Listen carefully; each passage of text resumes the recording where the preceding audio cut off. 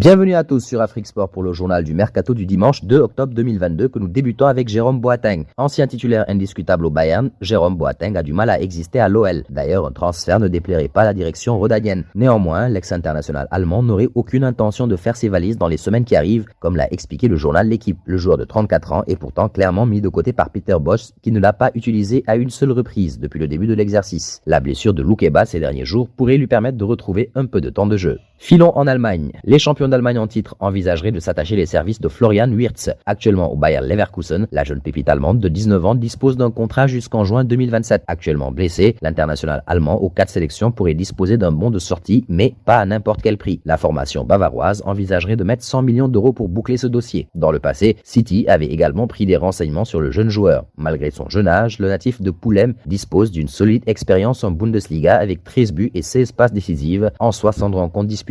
Parlons du dossier Henrik. Selon les dernières informations du quotidien AS, la Casablanca souhaite s'appuyer sur les relations que le jeune buteur entretient avec Vinicius Junior, mais aussi Rodrigo. Dans cette optique, celui qui a été invité au Parc des Princes pour assister à la rencontre entre le PSG et le Real lors de la dernière Ligue des Champions partage une agence de représentation avec Vini Junior dénommée TFM. Une relation qui pourrait s'avérer précieuse au moment de faire pencher la balance en faveur des Merengues. De plus, le crack de Palmeiras aurait également comme allié un certain Rodrigo, avec qui il a notamment partagé des heures de tournage dans la dernière publicité de Nike. Ils peuvent nous tirer, nous pousser, nous faire tomber, mais ils ne pourront jamais nous enlever notre force. Peut-on lire dans le tweet du Madridista qui accompagne une vidéo dans laquelle Henrik apparaît pendant quelques secondes.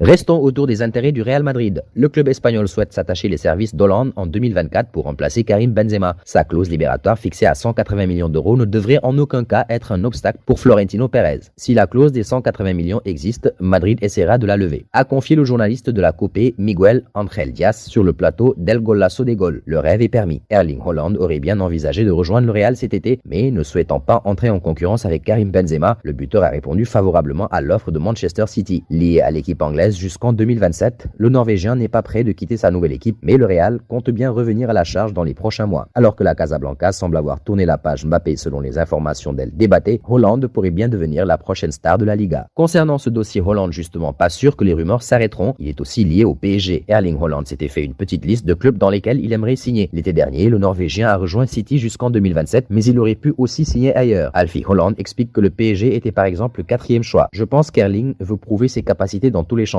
Il pourrait faire 3 ou 4 ans au maximum. Il pourrait être, par exemple, 2 ans et demi en Allemagne, 2 ans et demi en Angleterre et ensuite en Espagne, en Italie, en France, n'est-ce pas? À Manchester City, son contrat court jusqu'en juin 2027. Nous voici arrivés à l'instant quiz avec 3 indices pour connaître notre joueur mystère du jour. Premier indice, je suis un attaquant de 27 ans évoluant en Russie. Deuxième indice, j'ai joué pour 6 clubs, dont 4 en Italie.